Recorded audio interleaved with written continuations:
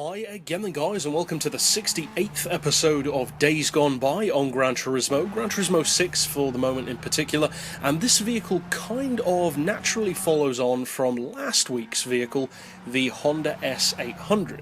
And this particular vehicle is the 1965 Toyota Sports 800. Now I know some of you guys do really like this car. It's certainly got a very appealing personality, if you will, to the vehicle. It looks quite fun. It's kind of cute to look at.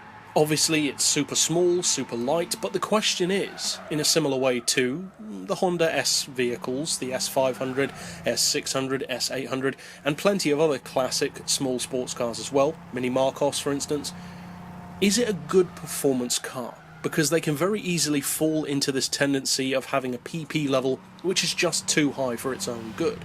Of course, the Red Bull Junior is the standout example of that, but also the Mini Marcos has a very, very high PP level. So, what about this one?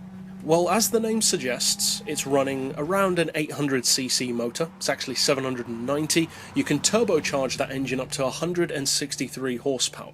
And that is pretty impressive. You'd expect those kind of numbers from maybe a 650 or 700cc K car, but those cars are much, much newer than this. So for a 1965 car to be putting out that kind of number, that's pretty healthy. The torque is also pretty good at 139 foot-pounds. Very impressive, very thumpy for a small engine. And it's light, extremely light. 524 kilos is one of the lightest cars in the game. Now that's not too surprising when you look at it, but the Honda, for instance, from last week is a little bit heavier than you might expect, as some other classics are also. This one, though, delivers and goes beyond what you'd expect in terms of how light it actually is.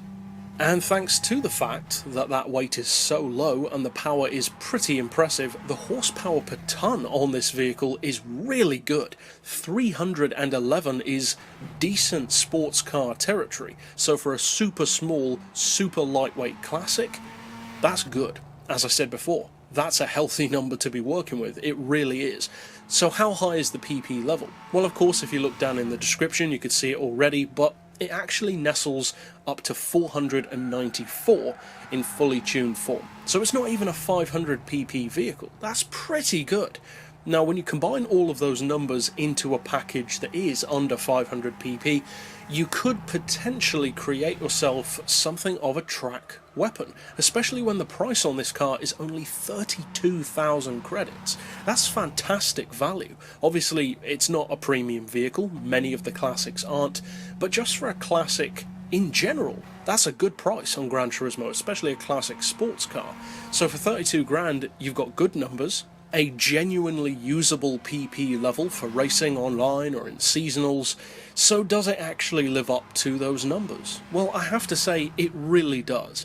In a similar way to the Honda, it's not a vehicle which you'd want to use on tracks which, of course, require more top-end speed, because it's just not built for that and it doesn't really deliver that. The top speed isn't bad for its power, but it's just not a straight-line machine. If, though, you take it on a track, as you'd expect, which requires a really high average speed, such as through twisty circuits like here at Sierra for instance, but on even tighter circuits ideally, like Ascari maybe or Laguna Seca, you can really use the cornering performance and the cornering speeds that this car can achieve to your advantage. It really is to your advantage because this thing is so quick through corners. Now, that being said, as I've said with a number of other vehicles before, I'm not necessarily going to say that this will beat everything at that level. Of course not. There are certain cars which can see off most rivals. The Suzuki GSX-R4 is one great example, the Dome Zero, the Mazda RX 500, many others too. The Chaparral 2J even is a perfect example of a PP-specific dominating force. The Sports 800 isn't that kind of vehicle, but on the right track for sure, it can give you a really nice driving experience and also give you the added bonus, which is a handy bonus to have, of definitely being capable of winning races. Now, for most drivers, even classic fans, you may not find yourself using this car all the time. Not unless you plan to do just that kind of racing a lot, low power, very technical cornering based circuits. If that's your jam, then of course it will be great for you.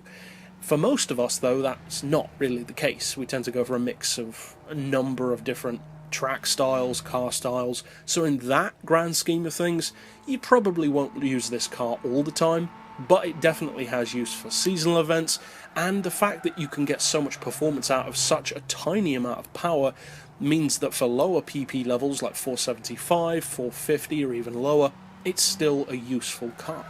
So overall, I would say that the Toyota Sports 800 is already a vehicle that has a cult following, for sure. There are dedicated fans of this vehicle, and it's not hard to see why. And especially for beginners, I would say. Maybe somebody who likes classics, but they don't know where to start, or they're not the most experienced driver on Gran Turismo. This is a great car to start with, because not only is it friendly to drive, very forgiving, great through corners, and great for stuff like career mode races, but it's also cheap. Most classics cost quite a bit. This one doesn't. 32 grand is great value. Not the cheapest of classics, but it's pretty good. So overall, I would definitely recommend checking out the Sports 800 if those criteria appeal to you. And that's it for this pick. So I'll see you guys next time, and as always, thanks for watching.